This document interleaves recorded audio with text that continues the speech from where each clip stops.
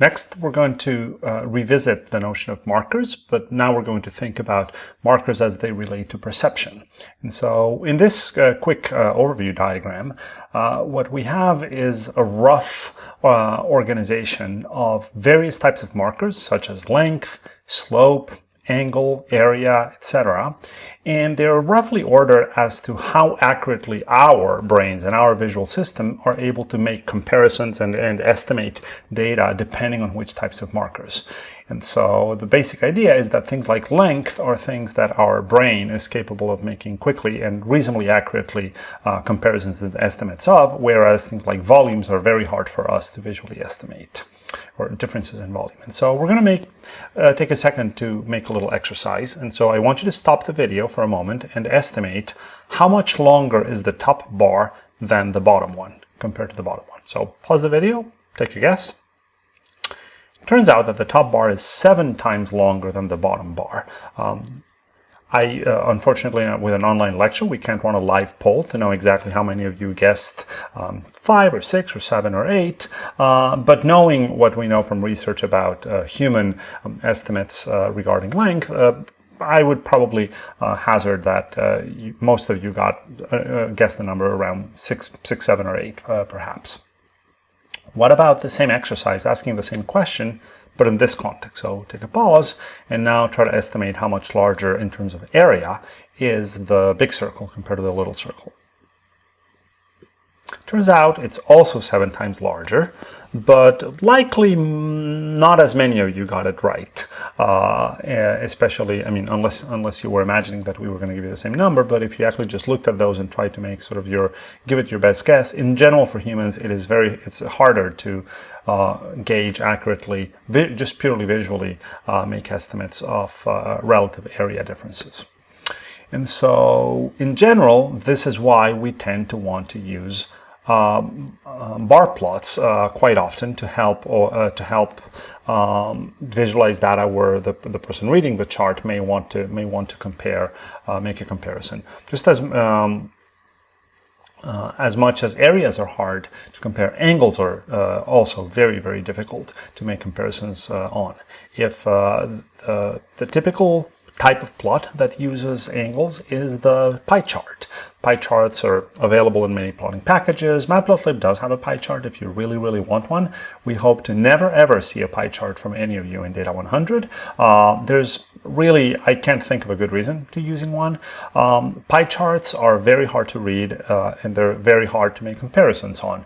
For example, if you have these data on this bar chart, on this pie chart, but you didn't have those labels that told you what the actual value for each of the slices of the pie was, it would be, even asking whether, for example, the Austria versus Australia slices are really of the same size or not, is not that easy, at least for me to tell. In this particular pie chart, at least you can guess that the slices are sorted, and therefore that the next one is always a little bit larger than the previous one. For example, is this slice twice as big as this one? I don't know. Is this slice 3 times as big as this one? Very hard for me to tell. And if you have a pie chart where the slices aren't even ordered, good luck making any kind of comparisons. So please avoid these types of plots for pretty much anything. Now, as we said, areas, in addition to angles, are also hard to distinguish. This is an example of a plot that shows the GDP of countries in Africa. And on the left, as it was shown in a magazine that had this information, they used squares, where the area of the square represents the GDP of each of these nations. And they compare them. And sure, it's easy enough to tell that South Africa has a greater GDP than its neighbors, and that these are decreasing. But can you quickly tell that, for example, South Africa has, if you didn't have the numbers, obviously, without looking at the numbers, that South Africa has roughly twice the GDP of Algeria? Not really easy. That basically this red square is twice the size of this green squared.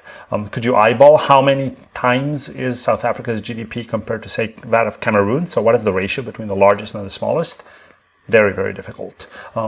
Asking those questions in a plot such as this one, which is which is a type of dot plot where we are putting a dot for each one of the countries on the x-axis. It may not look as flashy as this one, but it is much more effective at conveying accurate information. So in this case, for example, I can quickly read off these numbers. I can say, well, these are lengths, and so this one is roughly at the end, and this one is in the midpoint, so it's twice. And so it's very easy for me to tell, for example, that South Africa is roughly has twice the GDP of Algeria. It's much easier to tell, to make comparisons between, for example, South Africa and Cameroon as being perhaps a factor, give or take, of 10, maybe a little bit more, given that this is at perhaps about a tenth. I can eyeball these numbers are at about a tenth or a little bit below a tenth of the entire length of the chart. So using this type of plot where you're relying on length will make it much easier to make these kinds of comparisons. And in general, you should always strive for accuracy. Now, it is true that this is a fairly simple and visually simple plot. You can choose to add visual elements to make it a little bit more visually appealing if you're using it in a context where that matters. But you should still use combine visual appeal with being faithful to your data, if you will. Do not try to help the reader get really the information that is in your data and ask new questions of your data in ways that support their asking of those questions with accuracy, rather than misleading them or making their job harder than it should be. Now, this is another type of visualization that is often used and that relies on areas. And these are word clouds. They're often used to represent the frequency of particular words in a given body of text. And again, because they rely on areas, they are hard. They are hard to use for anything quantitative. So if you really want to present quantitative information, please don't use a word cloud. In this case, for example, something like one of these dot plots will be much more accurate. I personally think that a word cloud can have its place if you're simply making sort of a general statement, a general point, and you just want to perhaps call the audience's attention to a few things without truly making any particularly quantitative statement. They may have useful sort of aesthetic appeal in a given context, and so you may want to use them in a talk to make a general point. But if you are going to say something actually quantitative, they are not a tool for that. So think of them as a sort of data discussion and general information tool, perhaps, but not as a data visualization, as a quantitative data visualization tool. Now, another type of problem that appears with not so much the choice of marker, but rather the use of markers, is something that is actually quite often used in the literature. This is a kind of plot that is often used. Actually, Seaborn even has options to make these kinds of plots, and it's generally pretty problematic, and it's what we call jiggling the baseline. So the idea of a jiggled baseline is what happens when we stack data. If you have data from various categories and you stack it, the problem is that it makes intercategory comparisons much harder. So this is an example where we're looking at the distribution of age of males in different countries and asking questions about the distribution of or the populations of, say, 0 to 14-year-olds across these countries is pretty easy. But for example, comparing what is the total population of 15 to 64-year-olds in Germany versus Mexico, that is going to be really tricky, because you basically are going to have to guess, is this bar offset from the second one any different? And that's a much harder comparison to make when they don't have the same starting point. So in this case, we would say that the blue bars have a common baseline, but the orange and the gray bars have a jiggled baseline because they're being stacked on top of the blue ones. So as a general rule, try to avoid these types of stacked plots. Here's another example of a stacked plot that jiggles the baseline that is incredibly hard to read. These are CO2 emissions for various countries between 1950 and a little bit after 2010, for a variety of countries. But where what they did was to add up all of the contributions from each country. Now, if you want to look at the total CO2 emissions of the whole world, or at least of the sum total of these countries, then that's okay, because the top line does give you the sum of them. It tells you where it is today, and at any point in time you can see the cumulative effect. But other than that, there's not a whole lot of useful information to extract from this plot, other than perhaps that China has grown quite a bit which we knew given its economic growth over the last few decades, and this kind of corresponds to that. But beyond that, you basically can't say much of anything. Try to say something meaningful, for example, about Mexico's emissions from looking at this narrow band that is being kind of squeezed around between the others, or try to ask, has the Russian Federation's output actually grown, shrank, has it stabilized? What exactly has happened to it when the width of this band is squeezed between these others? That makes this type of chart very hard to read, whereas in here we've plotted the same exact data using line plots. One line plot uniquely corresponds. There's no repeated combinations of line styles and colors in this one, so you can uniquely identify each country. So for example, if I want to ask the question about the Russian Federation, I can see that it's the dotted purple line, which is this one right here, and then I can very cleanly see that its CO2 emissions kind of peaked probably around 1990 and have actually decreased since. And this corresponds to the collapse of the Soviet Union and a reduction in economic output that occurred after the collapse of the old Soviet Union.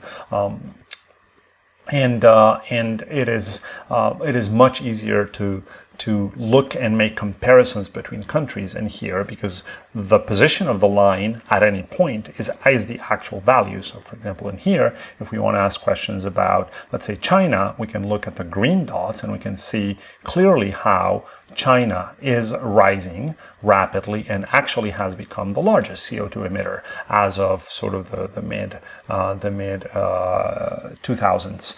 Around the middle of that decade, it passed the United States, whose CO2 output has remained roughly hasn't been changing all that much actually in this period. So now, granted, this is a complex plot. You have to be careful in how you make your line choices, your color choices, your line styles, etc., because it is a difficult to read plot and there's a lot of data in it. But it is, for such a complex plot, it is actually available to you. Now, when you do this one is actually starting to get into what we call overplotting. Not that any particular line makes it impossible to read another one, but in that it is a fairly busy plot. So when you reach this amount of information, it is your job to ask, well, could I do something else? Do I really want to convey it all here? Or do I want to use this as one summary panel, but actually distill some of this data into a few other separate panels that have subsets of the information that I want to highlight? Those are choices you will need to make. This is another example of overplotting, in this case with data that we've been looking at, the baby weights data, and we had already seen the pattern of these weird vertical bands for this data. We hadn't really discussed what was going on there. What is happening in here is that both the maternal height and the baby birth weight have been encoded as integers rather than as floating point numbers with a lot of sort of accurate digits. So what happens is the maternal height is in I believe half-inch increments or maybe 1-inch increments. And so with that, all of the heights lie on the same on these same narrow bands, and then it becomes very hard to see exactly how many points there are, because they end up just smashing one on top of another. So this is a case of true overplotting. This was busyness of a plot getting close to overplotting. This is really overplotting as in many points on top of one another. So given that this was a problem of the data itself, of how the data had been encoded, one option that you have is to add small amounts, and emphasis on small. If you add too much of it, you actually distort your data. But to add small amounts of random noise, potentially in one direction, potentially in both, that's a choice you'll need to make depending on the issue. So this is that same data set, but where we've now jittered, what the technical term for this is jittering the data by adding small amounts of random noise. And in addition, what we've done is we've made each point semi-transparent so that it's easier to see where it's darker. Since each point now is not completely dark, it is actually translucent. Then where we see a dark spot, it is because there's multiple points still being plotted there. So now it's easier to see what the density of the data is, and it's much easier to see all of the data. And we're still being faithful to the structure of the data. You can check that by seeing, for example, that this pattern of these two dots, they're still here. These two dots are still here. These two dots right here, they're still here. So there's no major distortions.